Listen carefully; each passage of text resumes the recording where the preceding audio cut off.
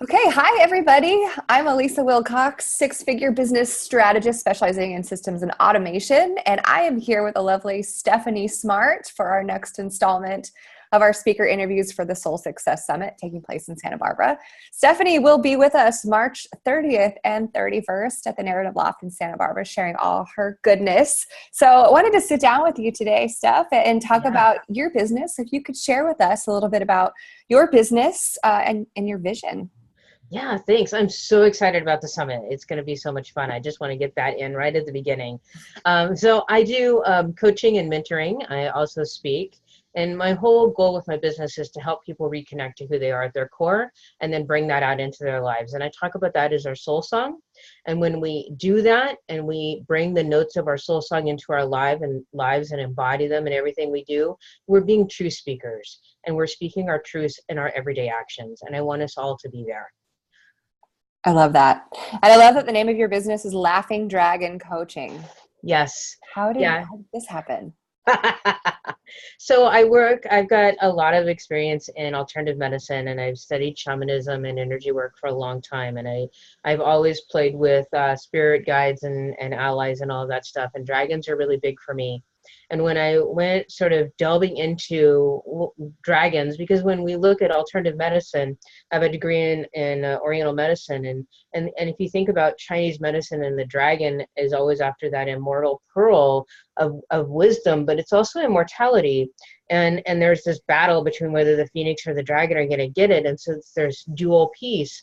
And so I went looking through history and looking at, where is the dragon and why does this keep coming up throughout cultural myths, throughout the world? And it's really about creation myths. And when we tag that back, it's the creation myths of the twin serpents, just like the allopathic symbol is the twin snakes, and those serpents are dragons in many cultures. And I want to talk about that as not only as our physical DNA, but also our spiritual DNA.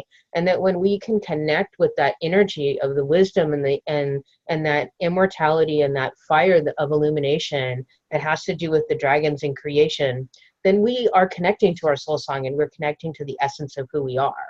And so I just weave that in, and it's laughing because we have to have fun. Yes. There has to be joy.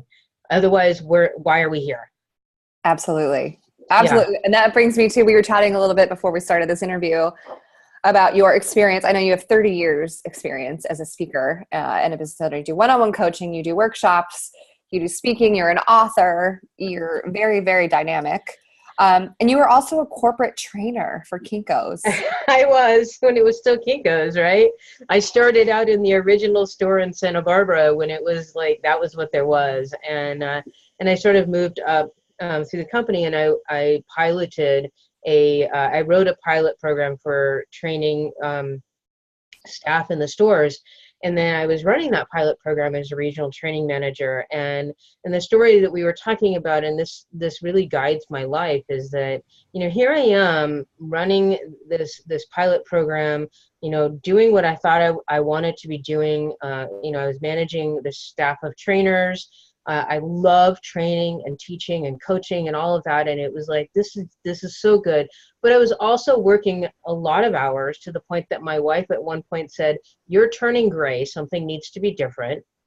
And so all of this culminated in one day sitting in my office, and I was sitting there with my boss on the phone, and he's yelling at me about I didn't do something that he thought I was supposed to be doing. And, the phone's out to hear, and I hear this voice, and this voice tells me to ask, if today were the last day that you have on this earth, would you be happy with the legacy you left?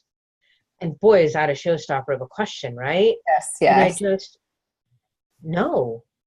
I didn't even have to think about it. It was just no. I loved the work I was doing. I did not love how it was happening. And so I quit my job that day. And my whole goal with my business is to teach people and to give them the resources so they can answer yes to that question every single day. And that really guides everything I do. I love that. I think it's a fantastic story. And I think that's going to be a story that a lot of us at the summit are going to share and tell each other, is how did you, because a lot of us, I was in corporate America too. I sold mortgages for 10 years and then worked for tech companies before that. And it's like, how did you get from a more traditional route career-wise to being an entrepreneur and just deciding one day to run your own business. How did you get here? And for everybody, it's different. It is. And I wove in and out. When I was 18, I tried to start my own candy store in Redondo Beach, right on the beach. Yeah. I had a business plan, like I knew what I was doing, but the owner of the building would not lease to an 18-year-old, despite my having the funds to fund it. And that's sort of like, well, why am I doing this then? And then, I started learning alternative medicine and starting in that path and energy work. And I did some of that. And then I got in a car accident, and the state of California had this great vocational rehab program. And I thought, well, great. I can't drive trucks anymore, which is what I was doing. So I want to go to school for acupuncture. And they said, no, so sorry. And so I picked a different career, which was printing and offset design and graphic design. And so, those both, I've always wanted to own my own business. I've always been in that I'm leading towards this. So when I started with Kinko's, right, you could be a franchise owner. You could open your own store. And that was my goal. And so I've always been in that mindset of working for myself. It just is who I am, I guess. Do you remember? I have memories as a child. Like, this is what I wanted to do. I did the lemonade stands. My poor parents are probably so embarrassed. I used to make crafts in my room and then go to the neighbors and try to sell them. My parents had no idea that I was even outside trying to sell things to people. It's just, my kids will make garden sandwiches where they'll go in the back garden and they'll take kale as the outside and then various herbs from our garden and wrap them up and then go and try to sell them at the neighbor's house. You've got some pretty powerful kids on your hands there. They are CEOs just waiting. Yeah. I actually wanted to be a marine biologist growing up. Wow. And I started school for that at one point, and it didn't work for a variety of reasons. But, and I talk about this in my story because that is something that I always wanted. I grew up in Santa Barbara. I grew up on the water. I'm that kid who, give me my boogie board. I'm out there in the waves, or give me my skateboard and I'm building the 15-foot ramp on the corner. Those were my alternatives. And so I always wanted to be in the water. And when I do this work now, I talk about when we go back and we look at what those non-negotiables are in our lives, which is what our soul song is. What are those? And I have people walk through, what did you want to be when you were growing up? And how does that influence today? And that is still, like, marine biology is still something I'm so attracted to. And so I know that water is a really key important component for me and part of those notes of my soul song. And so it's on my soul song map. And so when I walk people through this process of, how do you identify what those non-negotiables are in your life? One of those questions is, what did you want to be when you're growing up? Yeah. Because those were our dreams. And those dreams are what influence us. It's like, before we've been corrupted by the society saying you have to do X, Y, and Z, those are the things that come from the very essence of who we are. And I want us to tap back into that and remember what they are. Yes, I love that. I think it's really important to kind of honor your unedited dreams. Like you said, when you were a kid, what spoke to you then before society kind of got a hold of you and told you what you should be doing? Yeah, absolutely. I don't like the word should at all. I really don't. And then, so at the summit, so you'll be with us March 30th and 31st. Yeah. What is kind of one takeaway that you want people to have after seeing you there? Really understanding what the notes of their soul song are, so that they can start paying attention to how that influences. Because when we engage in our world as an entrepreneur, our business has to nourish us as much as we nourish our clients. That, being an entrepreneur has its ups and downs, but the biggest takeaway is we get to decide who we spend our days with and how we spend it. And having that influence of, well, what do I want to do? What makes my soul song dance? What's the notes of my soul song? What makes me want to get up with joy every day and go, yes, I get to go to work today. And recognizing what those things are and then putting them into your life. Because we can't just go to something like the summit and take in all this fantastic information that's going to be there if we aren't going to integrate it.